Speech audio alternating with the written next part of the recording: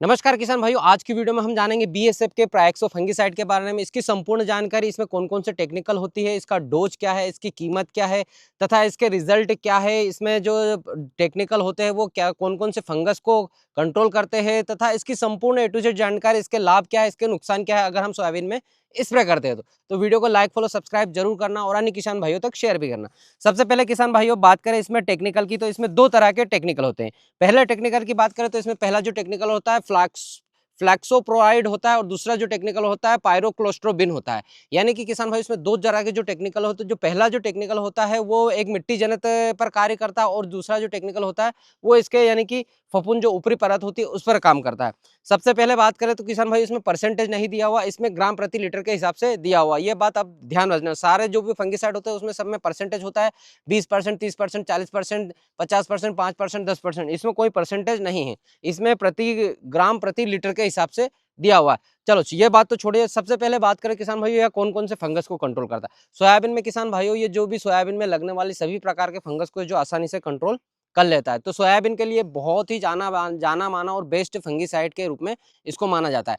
कि कई किसान भाइयों का कहना होता है कि हमने प्रयाक्सो फंगिसाइड स्प्रे किया है तो हमारी सोयाबीन जिसमें हमने प्रयाक्सो फंगिसाइड स्प्रे नहीं किया है और जिसमें किया है उसके मुकाबले जिसमें नहीं किया है वो वाली 15 दिन पहले सूख गई, यानी कि पीली पड़ गई है और वो खत्म हो गई, यानी कटने लायक हो चुकी है। और जिसमें हमने प्रयाक्सो फंगिसाइड का इस्तेमाल किया वो लगभग 15 दिन के बाद भी हमारी सोयाबीन हरी भरी है और पत्ते फ्रेश है, साथ ही सोयाबीन अच्छे से पक गई है और सोयाबीन बिल्कुल बोल्डर हो चुकी है। इसका कारण यह है कि सोयाबीन में अगर फंगस नहीं लगेगी तो स्वाभाविक बात है कि सोयाबीन अच्छे से पकेगी, उसका दाना भी अच्छा बनेगा, फूल फाल उसकी साइज बनेगी, सारा सब कुछ होगा।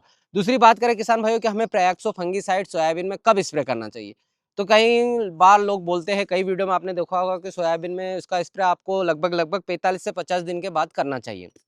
तो किसान भाइयों यह बात भी उनका बोलना भी सही है, लेकिन सबसे पहले मैं आपको बता दूं, आप सोयाबीन में जब भी स्प्रे कर रहे हैं तो एक भी चीज का जरूर ध्यान रखें कि आपके सोयाबीन में कर्रे बनना स्टार्ट हो चुके हो। यानी फ्लावरिंग स्टेज से सोयाबीन में जब भी कर्रे बनना स्टार्ट हो चुके हैं उस समय हमें सोयाबीन में प्रैक्सो फंगिसाइड का उपयोग कर देना चाहिए। वो चाहे 40 से 45 दिन के हो चुके हैं या फिर 30 दिन के या फिर 60 दिन के हो चुके। कई बार वेराइटियां अलग अलग होती है, अगर अपन 40 दिन की बात करें तो कई वेराइटियों में 40 दिन तक फूल आते हैं।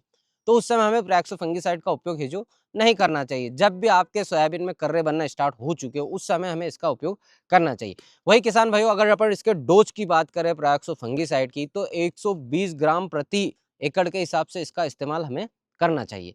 यानी आपको 200 150 से 200 लीटर पानी लेना है और 150 से 200 लीटर में 120 ग्राम लेना है और एक प्रति एकड़ के हिसाब से आपको स्प्रे कर देना है। वहीं किसान भाइयों अगर बात करें इसकी कीमत की, जो आप देख ही सकते हैं जो मेरे हाथ में जो है ये वाला, ये लगभग 360 ग्राम का है। 360 ग्राम आपको लगभग ये 2200 रुपए के समथिंग पड़ेगा। रेट कहीं ना कहीं थोड़ा बहुत ऊपर नीचे कम ज्यादा हो सकता है, तो आप ये मत मानिएगा कि करेक्ट रेट मैंने बताया हो और इससे कम मिल रहा है या इससे ज्यादा मिल रहा है। तो रेट कहीं ना कहीं ऊपर नीचे हो सकता है। अनुमानित अपन ने 2200 2300 के समथिंग है जो ये मिल सकता है। वही किसान भाइयों बात करें इसके रिजल्ट की, तो इसका रिजल्ट हमें स्प्रे के कितने दिन बाद मिलता है और कितने समय लंबे समय तक मिलता है। किसान भाई जब भी हम इसका स्प्रे करते हैं तो लगभग 8 से 10 घंटे में ये इसका कार्य करना स्टार्ट कर देता है।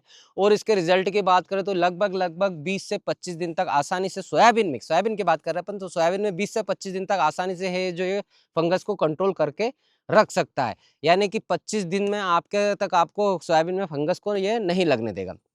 वहीं किसान भाइयों अगर बात करें इसके फायदे की, तो फायदे की बात करें तो किसान भाइयों फायदे तो मैंने बता ही दिए है कि ये सोयाबीन में सभी प्रकार के फंगस को कंट्रोल करके रखता है तथा इसमें ये पत्तियों पर फंगस के साथ साथ में ये है जो अपने फलियों में जो फंगस लगता है उसको भी है जो कंट्रोल करके रखता है। साथ ही अपन ने स्टेज की बात बता दिया, यानी कि सोयाबीन में जब भी आप इधर दिखाना ये वाली स्टेज हो, यानी कि आपके सोयाबीन में कर्रे बनना स्टार्ट हो चुके हो उस समय पर इसका स्प्रे करना चाहिए।